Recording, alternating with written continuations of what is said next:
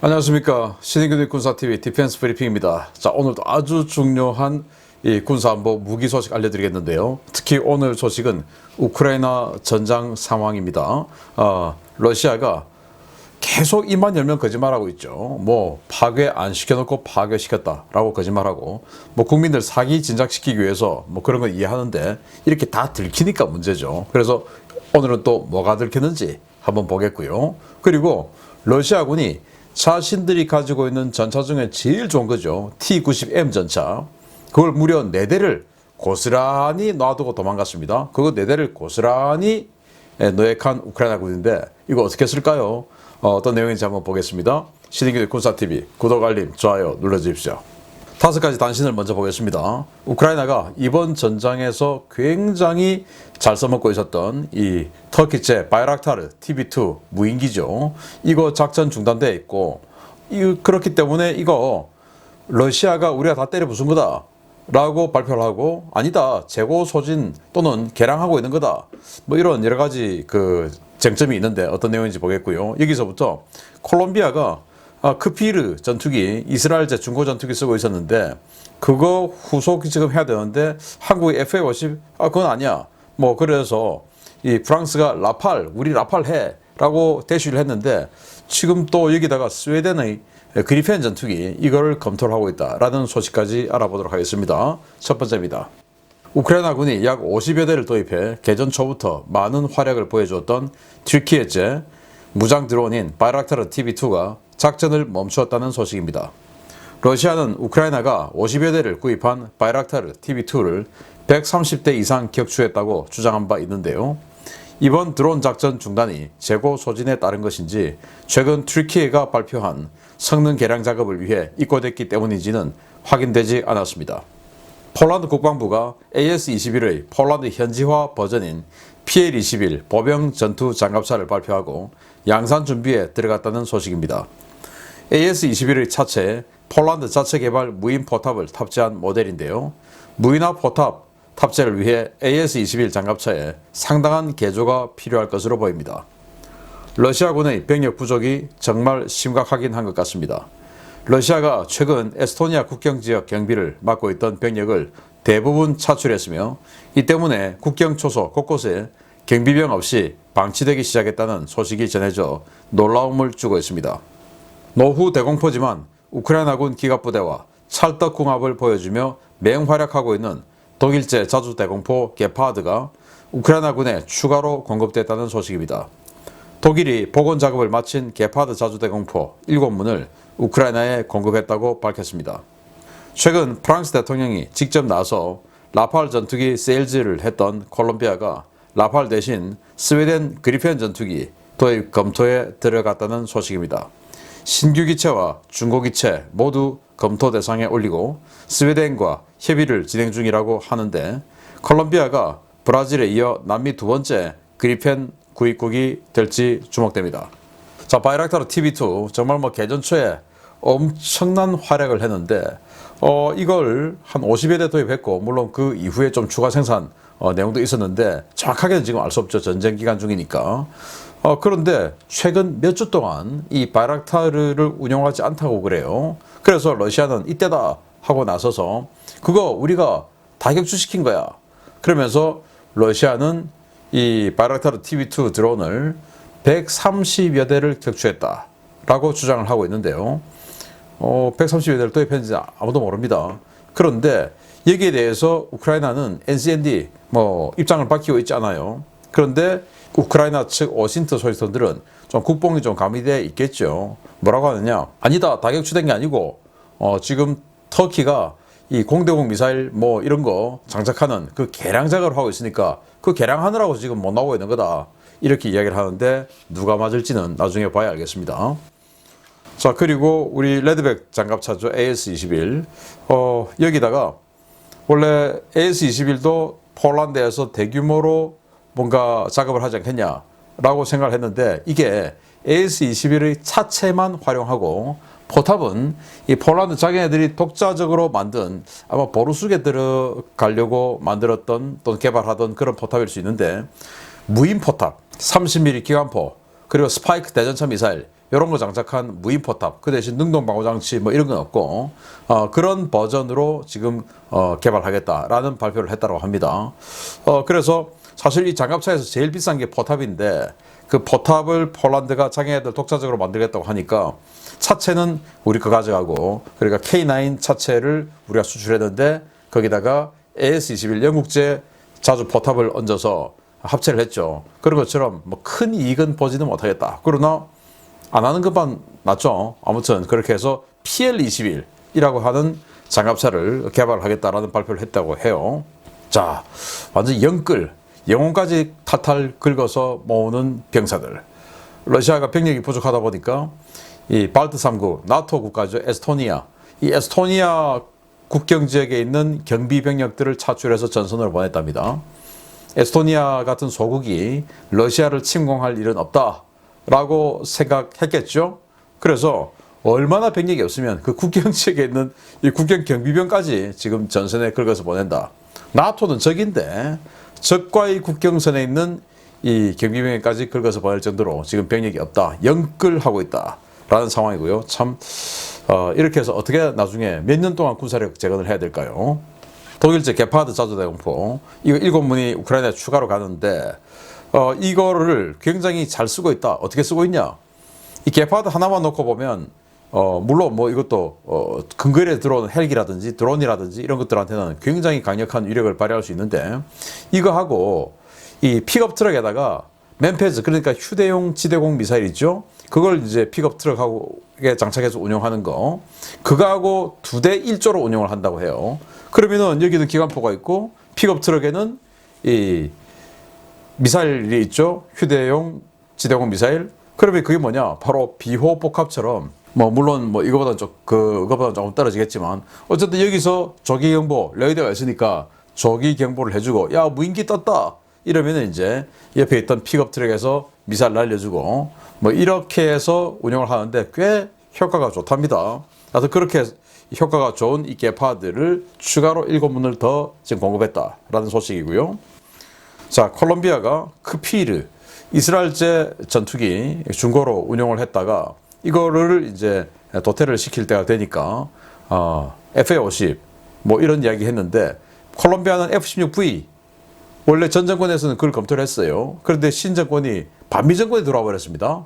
그래서 F-16V 안 하고 FA-50은 성능 너무 떨어져서 안 한다 그러고 그래서 지금 라팔이 우리 거 해 이제 이렇게 됐는데, 라팔 비싸죠. 그래서 콜롬비아가 그리펜 도입을 검토한다고 하는데 중고가 되지 않을까라는 예상도 있고요. 지금 체코가 스웨덴 사브하고 10년 해서 2번에 걸쳐 20년에 걸쳐서 지금 그리펜 전투기 임대해서 쓰고 있는데, 요 임대 기간이 한 3년 지나면 끝나요. 그래서 그걸 끝나면 여기로 가져오는 이 협상을 하는지 아니면은 신조기를 구입할지는 지켜봐야 되겠습니다.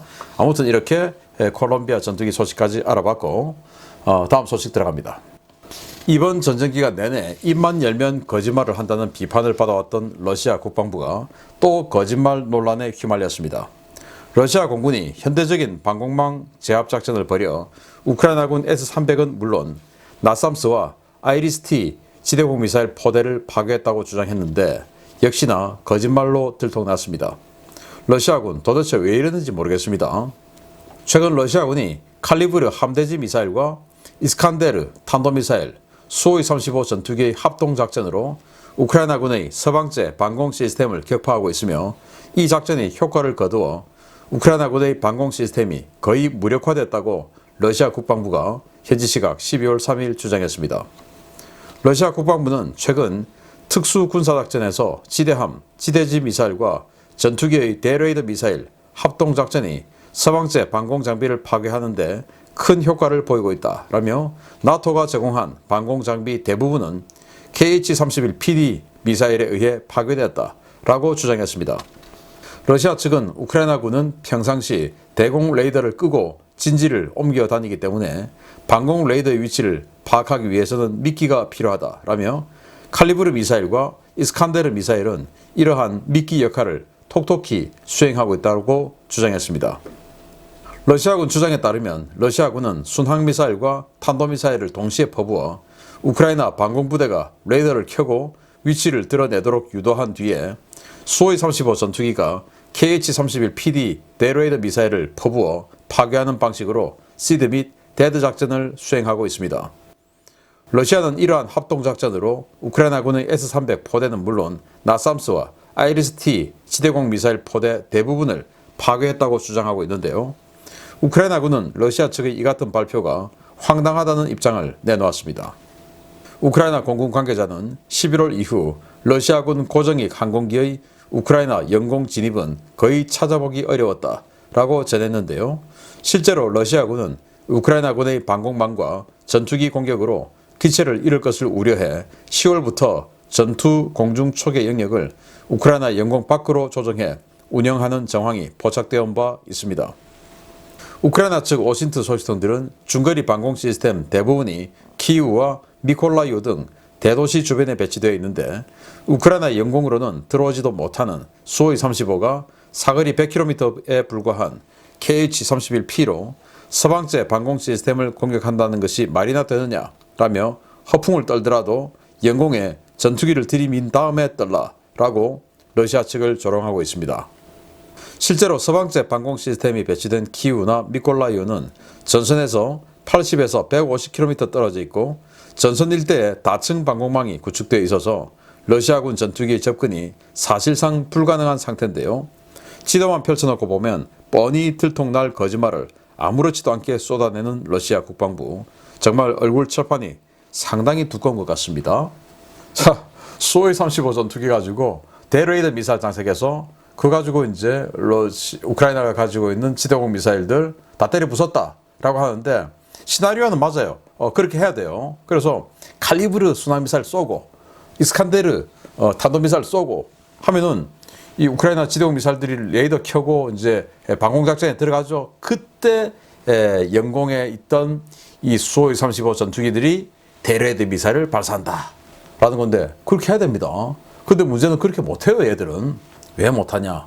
자, 이 수호이-35가 이스칸데르 미사일이 탄착이 되는 것을 여격하기 위해서 레이더를 켜는 것을 그 레이더를 때리기 위해서 들어가려면 영공의 근처에 대기를 해야 되죠. 이스칸데르 미사일은 마 5 이상으로 들어가는데 그러니까 영공에 대기를 하면 당연히 얘한테 지금 미사일 날아오죠. 그래서 여기는 조금 시간이 안 맞다. 칼리브르 순항미사일 이건 또 좀 맞을 수 있어요. 왜냐 칼리브르가 쫙 날아갑니다. 그런데 이 뒤를 따라서 칼리브르는 이제 속도가 뭐 시속 한 900km 정도 되니까 이 뒤를 따라서 들어가면서 이제 레이더를 켜면 때리는 거 이건 맞아요. 근데 문제는 이렇게 초기를 한 적이 있냐. 자, 이 사진 보시면 11월 달에 자, 우리가 지금 헤르손에서 이렇게 지금 전선에서 폭격하고 있어 하고 이 사진을 공개를 했는데 이거를 정말 이 군사 마니아들이 이 정보를 다 찾아내 버렸죠. 알고 보니까 10월 14일 날 폭격 작전 한 것을 훈련을 한 것을 보여준 사진인데 이걸 11월 달에 우리 폭격했어 하고는 이건 또 어디냐? 크림반도와 헤르손의 접경지역. 그러니까 헤르손 주의 가장 남쪽 크림반도 인접지역. 여기서 지금 깔짝깔짝거리고 있는 사진인데 이걸 이제 헤르손시 영역 부분에서 폭격 작전하고 있다라고 했다가 다 들켜버렸죠. 뭐 이런 것처럼. 그럼 이때는 10월 14일에는 헤르손시 드네프르강 북쪽도 러시아군 영역이었는데 그때도 접근하지 못하고 크림반도 쪽에서만 깔짝거렸던 러시아인데 지금 무슨 이들이 들어가냐. 지금 그래서 미콜라이오 같은 경우는 전선에서 110km, 키이우는 가장 뭐 볼록하게 이렇게 벨라루스에서 내려와 있는 데가 95km인데 사실 저렇게 볼록한 쪽으로 못 들어오죠. 그래서 통상 한 100km 넘어요. 그런데 이런 데다 150km 사거리의 S-300하고 중첩방공대 있죠. 그러니까 들어가지를 못합니다. 그런데 마치 미국이 작전하는 것처럼 어디서 또 본 건 있어가지고 이렇게 미끼로 칼리브르를 쓰고 이스칸데르를 쓰고 아니 미끼로 이스칸데르를 씁니까? 미국처럼 말들을 쏴야지. 말도 안 되죠.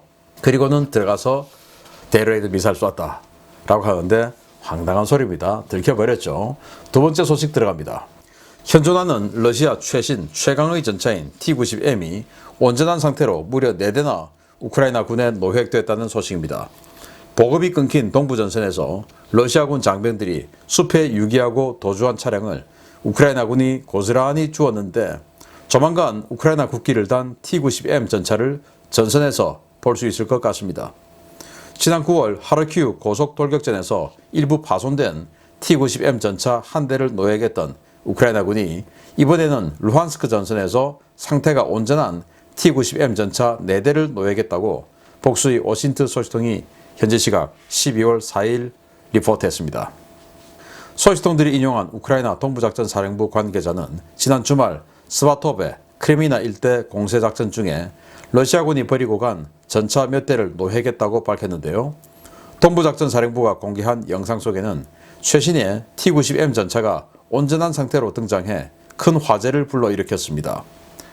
러시아군은 고성능 전장 관리 체계가 탑재된 T-90M 전차를 지휘 차량으로 삼아 T-90M 한 대에 T-80 또는 T-72 여러 대를 붙여주는 방식으로 전차 전력을 운용해 왔는데요. 이번에 노획된 전차들은 연료와 탄약이 모두 떨어져 다른 구형 전차들과 함께 유기된 것으로 전해졌습니다. 러시아군에 70여 대 안팎이 배치된 것으로 알려진 T-90M 전차는 지난 4월 말 하르키우 전선에서 처음 그 모습을 드러낸 뒤 불과 일주일 만에 첫 파괴를 기록해 망신을 당한 바 있는데요. 현존하는 거의 모든 대전차 무기를 방어할 수 있다는 러시아군의 선전이 무색하게 83mm 칼 구스타프 대전차 로켓에 완파되어 조롱거리로 전락했습니다. T-90M 전차는 전투 중량 48톤의 덩치에 완전 신규 설계된 포탑이 적용된 최신 전차인데요. 개전 초까지만 하더라도 기존 러시아 전차의 고질적 문제였던 캐로젤 방식 자동장전 장치 대신 서방제 전차와 같은 버슬형 자동장전 장치가 적용된 것으로 알려졌었지만 우크라이나군에 노획된 후 캐로젤 방식이 그대로 유지되고 있다는 사실이 드러나기도 했습니다.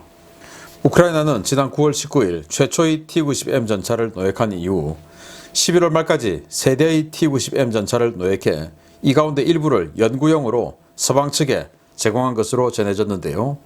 한 번에 4대의 T-90M 전차가 추가 노획되면서 조만간 우크라이나 국기를 단 T-90M 전차가 러시아군을 상대로 전투를 벌이는 모습을 볼 수 있게 될지도 모르겠습니다.